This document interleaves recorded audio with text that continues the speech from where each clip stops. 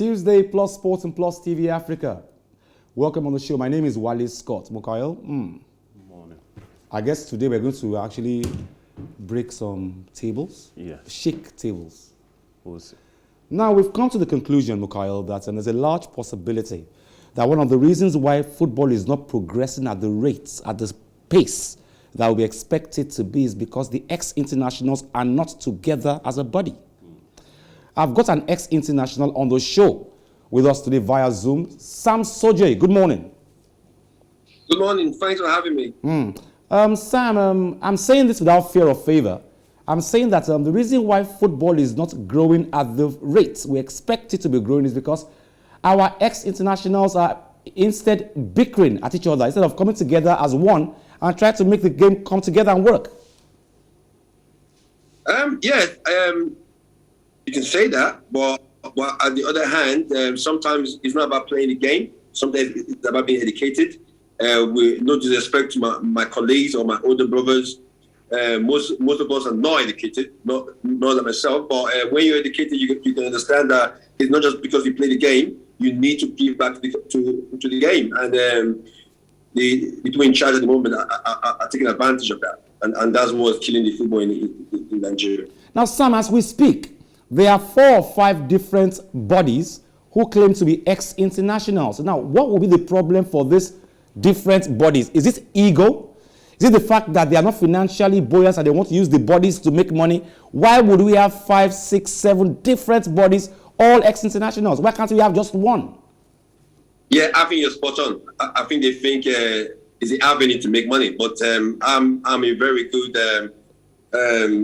I'm gaining from a players' union in the UK, which is the PFA. And it's not about money. When it comes to a players' union, the PFA, it's really not about money. It's about what can you really do for these players. And it's not just money. It's more about life after sport and what you can offer.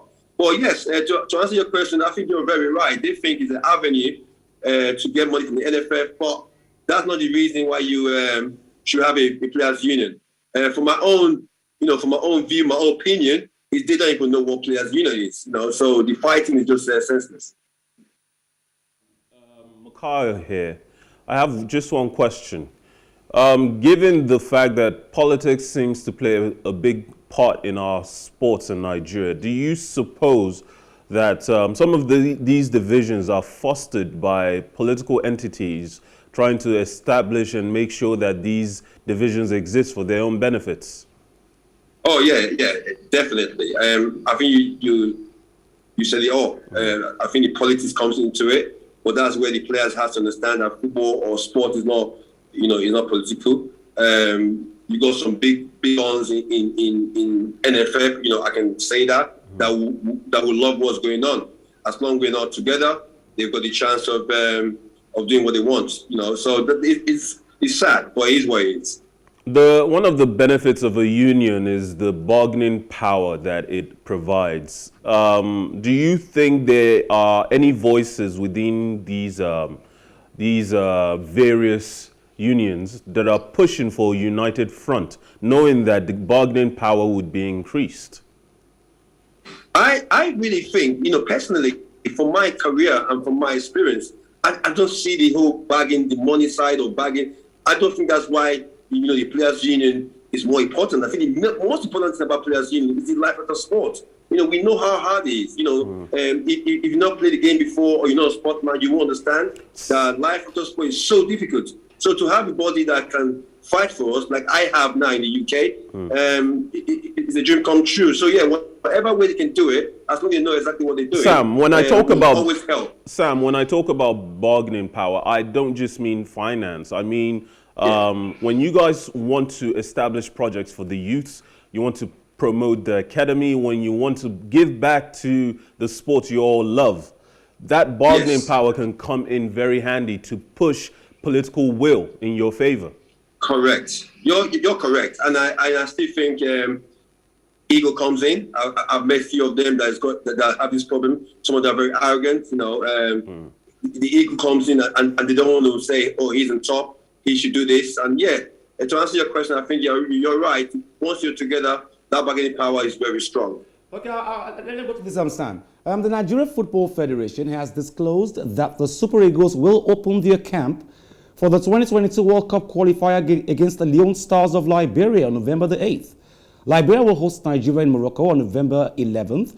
NFF's media director, Ademola Olajire, has said arrangements are on for a successful execution of the World Cup qualifiers against Liberia and Cape Verde, adding that the players will converge in Morocco on November 8th. Super Eagles manager Gernot Rohr yesterday named Saudi Arabia-based striker Odion Ighalo among players to prosecute the Qatar 2022 World Cup qualifiers against Liberia and Cape Verde. Ighalo was the highest goal scorer. The Egypt 2019 African Cup of Nations retired from international football immediately after Nigeria's 1-0 defeat of Tunisia to win the AFCON bronze medal in Egypt. Now, Sam, I have a list of fantastic strikers in the Super Eagles right now. Victor Osimhen, scoring like it's going out of fashion. Kelechi Iheanacho is the highest goal scorer in his league right now. Awoni is in superb form. What help does Ighalo want to give to the team at this point? These boys are doing very well. They are still very young. I think this is all wrong. The last time Gernot Rohr wanted to go and bring Enyama from the dead and bring him back for the goalkeeping, a good coach should be able to actually get the best out of players, not go and bring them back from the dead. Yeah, I think your question you just answered. You just answered. What I think is happening. He's trying to take away the pressure off himself. Ighalo is a good friend of mine. I met him at the holiday a couple of months ago, so I've got nothing against him. But with the level of football that we're playing in the national team at the moment, Ighalo don't have the legs to do that. Even before he left, Ighalo wasn't up there with the pace. So if he comes back now and scores 100 goals, for example, it's still not what we want as a nation. The mistake we're making in the moment is if we qualify for the World Cup or the Nations Cup or wherever it is, that's not an achievement. We've gone past that. What we're looking at is get players that can get us to the quarterfinals of the World Cup, and that's what you call achievements. So the manager is just I don't think he has a clue. I think Amaju is not helping. I think Amaju doesn't have a clue about technical side of football. That's a fact. He's done well marketing the Super Eagles again, yeah. But when it comes to technical side of football, we've gone 10 years backwards.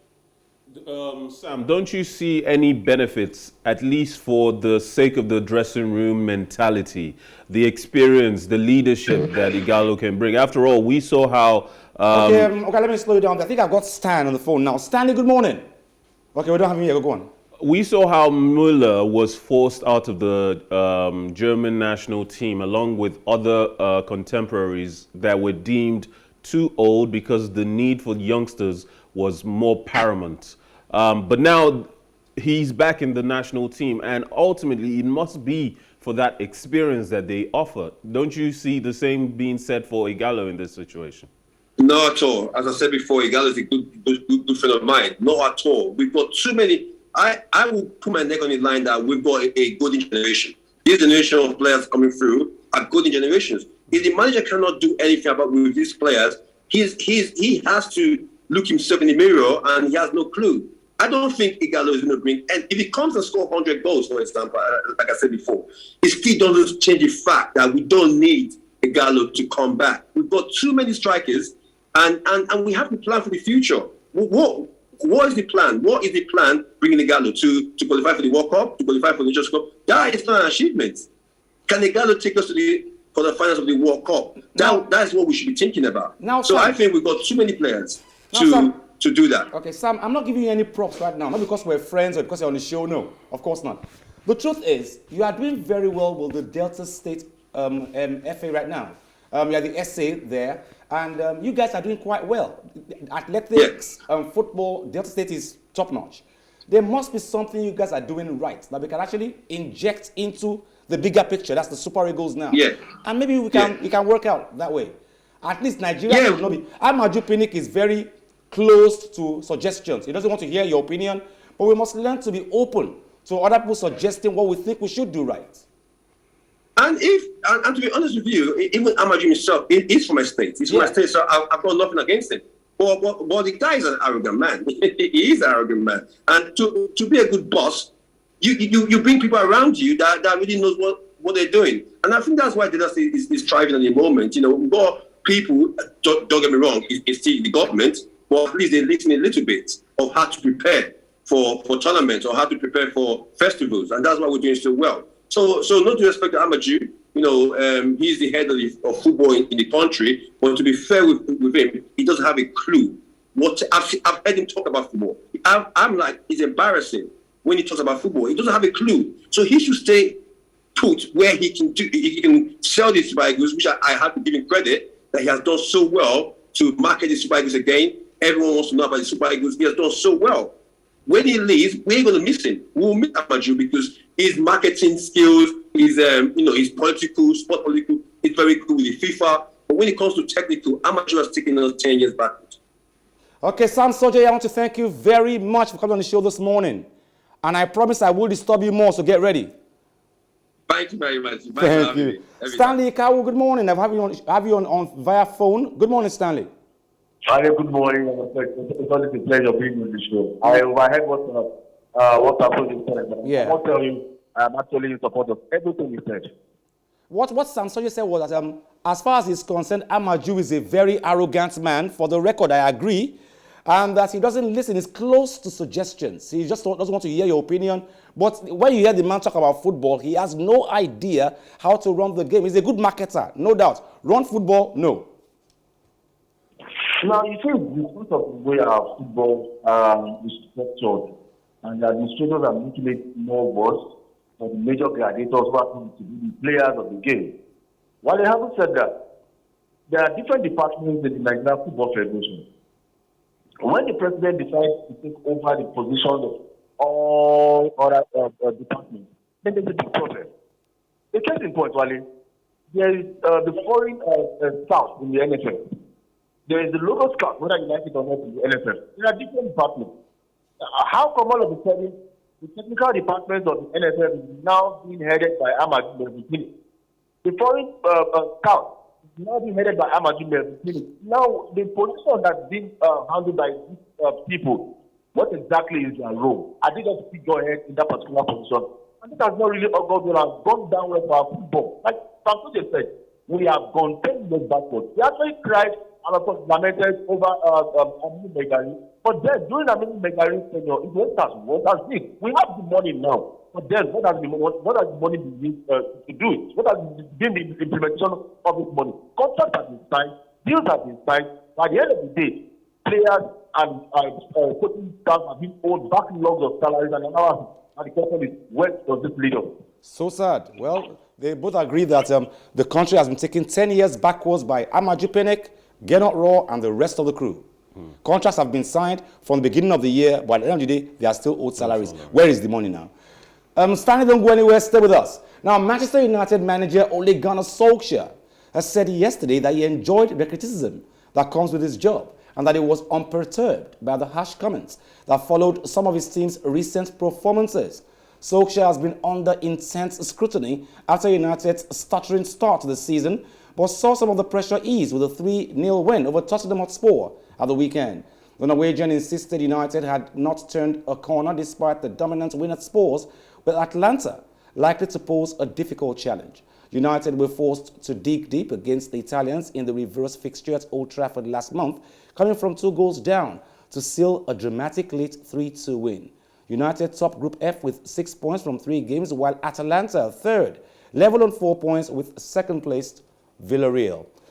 Now, Stanley Ikawu, basically, he says he doesn't care about being criticized. He makes him stronger. He's going to go to Atlanta today and he's going to try and win, give or take, in Italy today. Solskjaer. Now, the honest truth is, like I said somewhere yesterday, that you are. Okay, let's take Ole Gunnar Solskjaer, who says when you criticize him, he only makes him stronger. Now, Stanley, against Atalanta, Manchester United had to dig deep to actually beat Atlanta. A goal from Ururu, the third goal from Cristiano Ronaldo made it happen. And he says he's going to pose a threat again today against Atlanta in Italy today. Well, like I said, that you're being appointed as a manager to take charge of a particular team is not a guarantee that if you don't deliver results the way the club wants or the management or the hierarchy of the club wants, you will get spread out. That said, for Ole Gunnar Solskjaer, he sort of knows how to meander his way out of tough situation. He has always relied on individual brilliance, but then you need that technical know-how of a manager to blend with the individual brilliance of this player. On that note, do I, Stanley Ikawu, think that Ole Gunnar Solskjaer has been able to achieve that? No. He has built on the individual brilliance to get Manchester United to where they are today. And like I said earlier, you don't always, or you can't always depend on that alone, because when you get to that point where that individual brilliance decides to fail you as a manager, your plan B becomes your plan A, and of course your plan C automatically becomes your plan B. The question is, does Ole Gunnar Solskjaer have that? I think no. Okay. Solskjaer being compared to Gernot Rohr this morning. He says, Stanley is saying, does he have a plan? If a coach has a plan A, and that's one thing you can always respect Mourinho for. Mourinho has a plan A to Z. Yes. It's always a plan. We complained for a long time about Wenger, who never seemed to have a plan B. He was a good tactical manager, but let's look at matches for, while we're talking, let's look at matches for today, the fixtures for the Champions League matches today. We talked about Wenger back in the day. He never seemed to have a plan B, even though he was a good tactical manager. He knew how to set up a team, but he never paid attention to the opposition team's tactical Exactly, prowess. that's what you work on. Yes. Like Solskjaer at a point, it was Manchester City against Man United. And I remember vividly that he was expecting either Gabriel Jesus or Sergio Kun Aguero to come in as the regular strikers. And then the Guardiola benched both of them and used Kevin De Bruyne as a dominant. And that just blew Solskjaer away. Let's look at matches today. I know Malmo, the reverse fixture against Chelsea. I feel sorry for them. Even with two strikers still unavailable, Chelsea are currently steamrolling through all these small teams. Malmo, Norwich, even Brentford. Any team that comes along right now that isn't in the top six is going to... Let's look at we can look at all the matches. Let's look at Juventus, the old lady against Zenit St. Petersburg, Juventus hosts. Stanley, Juventus against Zenit St. Petersburg in Italy. What are Zenit's chances? For Atleti, I think we need to come out of that old ways of playing football. No doubt about that. They have one of the most experienced managers in the world of football. But then, I remember when Karabakh, some weeks ago, almost 2 days against Atletico Madrid. And I think when you consider how some of these unknown sides, interesting point was the Moldovan club Sheriff did against the Galacticos. So you need to always remember, put at the back of your mind that going into any key game, you must be 100% ready in all ramifications, psychologically wise, as the manager, you get your tactics right. As a player, you need 100% concentration. And anything short of that, and you allow this young team come up against you, you give a shocker of your life. But I think you still addressing about this game to this. Okay, so Stanley, we want to thank you very much for joining us on the show this morning. Thank you very much, Stanley. Oh, dear, thank you so much for having me. Mukail, the good news is that the Roland Garros Paris Masters has begun, and of course Novak was saying yesterday on our news yesterday that he's fired up to go on and try and make this one happen. Even if he didn't win the Grand Slam, but at least he can make it happen. And he has gone through his first match, and it was the doubles, and he winning ways. He's back to winning ways in the Paris Masters. I think we can all be excited to see Djokovic back. For as long as we have him left in his career, for as many years as he's going to play, we're going to enjoy some of because at this point he's like fine wine. He's getting better. Yes. More experience. He's seen it done that. Yes. Let's see. World number one Novak Djokovic returned to tour action yesterday with a doubles victory at the Paris Masters. Djokovic, who has not played since losing the US Open final against Daniel Medvedev in September, teamed with fellow Serbian Filip Krajinovic as the pair saw off Australian Alex de Minaur and Luke Savy 4-6, 6-1, 10-7. In other singles action, Britain's recent Indian Wells champion Cameron Norrie is past Argentine Federico De Bonet 6-2, 6-1, while American Sebastian Korda edged Russian 13th seed Ashen Karasev 6-2, 6-7, 9, 7-4. I'll leave you with that later on the show. Let's say a big thank you to Sam Sodje who was on the show today. Thank you very much. Sam is an ex-international. You all know his brother, the bandana-wearing Efe Sodje with the Super Eagles. Thank you very much, Stanley Ikawu, who joined us via phone. Bukayo, we need to keep our fingers crossed. Man U against Atlanta. They just could pose a threat, like Solskjaer says. But Malmo and Chelsea, I only care about Man U because I care about Ronaldo. Otherwise, they can do whatever they want. Bukayo, thank you very much. Join us same time tomorrow, same station, Plus Sports and Plus TV Africa. I'm leaving you with Novak Djokovic at the Poggi Masters. My name is Wale Scott. Like I always advise you at the end of every show, if not for anything, at least for your hearts, do some sports.